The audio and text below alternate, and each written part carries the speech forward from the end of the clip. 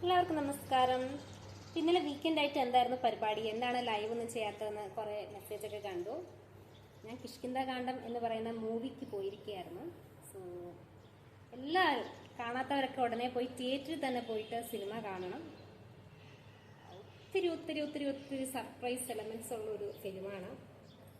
അഭിനയത്തിന്റെ കാര്യത്തിലായിക്കോട്ടെ, ഫോട്ടോഗ്രാഫിയുടെ കാര്യത്തിലായിക്കോട്ടെ, scripting ആയിക്കോട്ടെ, direction ആയിക്കോട്ടെ. ഡിഞ്ചിത്താണ് ഇതിന്റെ ഡയറക്ഷൻ. റൈറ്റർ ബാഹുൽ രമേശാണ്.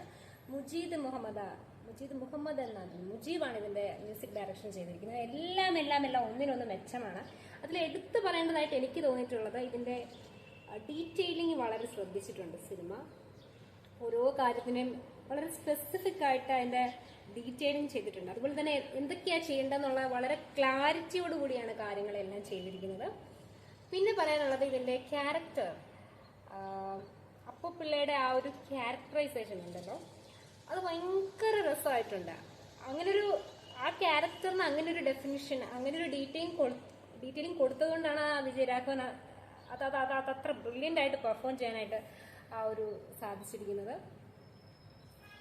മൊത്തത്തിൽ നിങ്ങൾ ഉറപ്പായിട്ടും ഈ സിനിമ മിസ് ചെയ്യരുത്. തിയേറ്ററിൽ തന്നെ പോയി കാണുക.